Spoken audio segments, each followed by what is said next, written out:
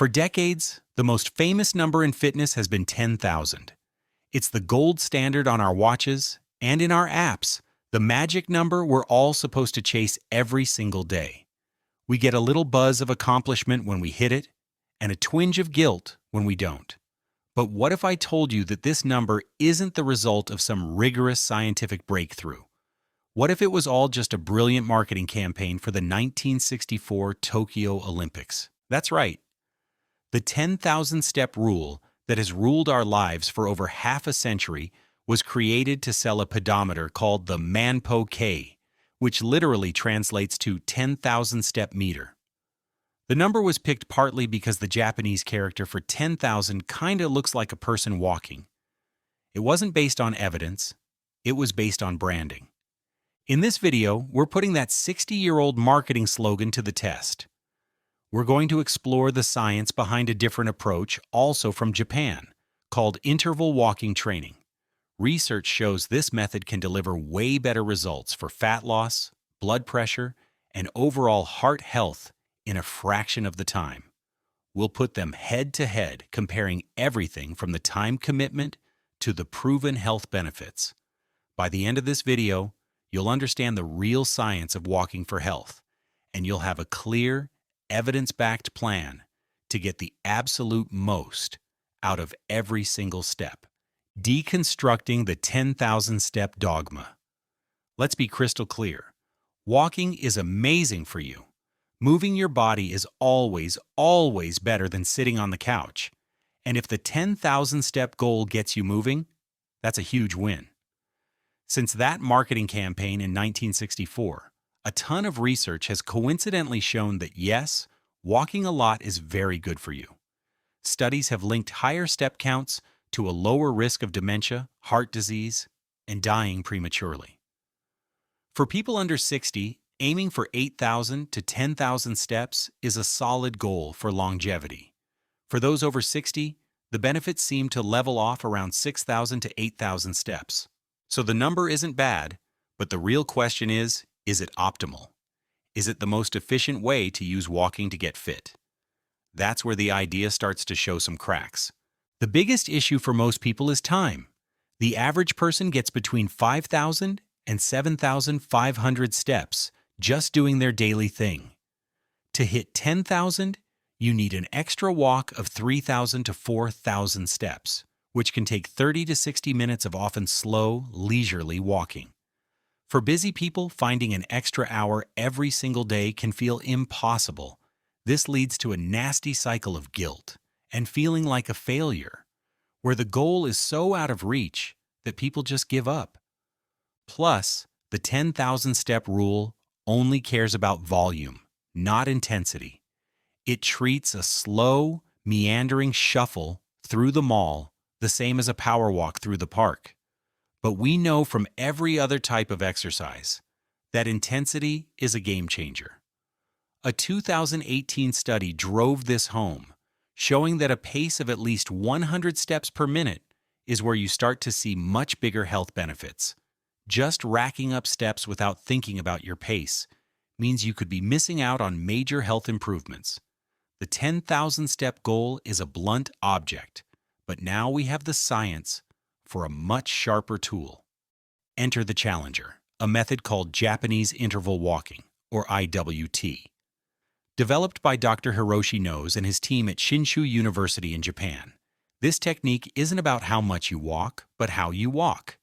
It turns a simple stroll into a powerful, low-impact version of high-intensity interval training, or HIIT. The formula is beautifully simple. You don't need fancy gear, just a way to tell time. Here's the plan. You alternate 3 minutes of fast walking with 3 minutes of slow, recovery walking. Repeat this 5 times for a total of 30 minutes. The goal is to do this workout at least 4 times a week. So what do fast and slow mean? The fast walk should feel somewhat hard. A great way to check is the talk test. During these 3-minute bursts, you should find it tough to hold a full conversation. You can manage short sentences, but you definitely can't belt out a song. This is about 70 to 85% of your max heart rate. the slow walk is your chill-out time. This should be a comfy pace where you can easily chat and let your heart rate settle down. The science here is the same magic that makes HIIT so effective. Those short, intense bursts push your cardiovascular system, forcing your heart and lungs to get stronger. This burns through your muscles' energy stores and makes your body demand more oxygen, a state known as the afterburn effect, or EPOC. This keeps your metabolism humming at a higher rate even after you're done walking, which means more efficient fat burning. The recovery periods are just as crucial. They let your body recharge just enough to hit the next intense interval with real effort, without the exhaustion that would come from trying to sprint for 30 minutes straight. In fact, Dr. Nose's team found that when they asked people to walk at a continuous high speed, nobody stuck with it. It was just too hard and boring. The interval structure is the secret ingredient that makes intensity work. The head-to-head comparison. All right, now that we know both methods, let's throw them in the ring and see who comes out on top. Round 1, time commitment. This one's a knockout from the start. To hit 10,000 steps, many people need 60 to 100 minutes of walking every single day. Japanese interval walking? Just 30 minutes per session, 4 times a week. That's only 2 hours a week. In contrast, 10,000 steps a day can eat up 7 hours or more. For anyone with a packed schedule, the winner is obvious. Winner, Japanese interval walking. Round 2, proven health benefits. This is where it gets juicy because we have direct, comparative research. The groundbreaking 2007 study from Shinshu University directly compared a group doing Japanese interval walking with a group walking moderately with an 8,000-step daily goal. After 5 months, the results were incredible. The interval walking group saw much bigger improvements in aerobic capacity, a key fitness marker, lost more weight, and had larger drops in high blood pressure.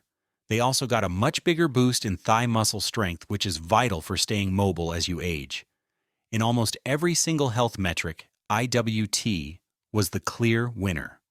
Later studies have backed this up, showing IWT is better for improving blood sugar control in people with type 2 diabetes and leads to greater overall fat loss. While 10,000 steps is good for general health, IWT provides a more powerful, targeted stimulus that triggers more significant changes in your body. Winner, Japanese interval walking. Round 3, accessibility and sustainability. This round is a little more complicated. On paper, 10,000 steps is super easy to get started with. You don't need a timer. You don't have to monitor how hard you're working. You just walk. You can get your steps in all day. Walking to the shops, taking the stairs, pacing on a phone call.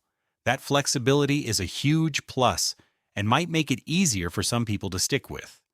Japanese interval walking, while simple, requires more focus. You have to carve out a dedicated 30-minute block and actively think about your pace. And here's a key stat from that 2007 study, the dropout rate. About 22% of people in the Japanese walking group quit the program, compared to only 17% in the steady walking group.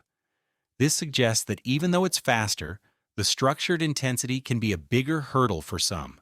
So, while IWT is more effective, the classic step count method might be more sustainable for people who prefer a less intense, more flexible approach. Winner. It's a draw. The verdict. So after all that, which walking philosophy is actually better? If we're judging purely on efficiency and the sheer power of the scientifically proven health benefits, from fat loss and lower blood pressure to better fitness and stronger muscles, the champion is clear. Japanese interval walking takes the crown. It delivers a bigger bang for your buck in less than half the time, making it an amazing tool for optimizing your health.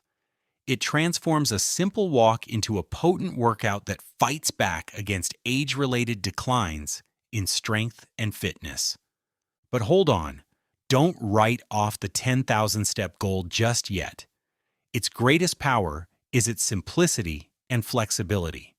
It's gotten millions of people off the couch and moving more, and hitting that number is strongly tied to a longer, healthier life.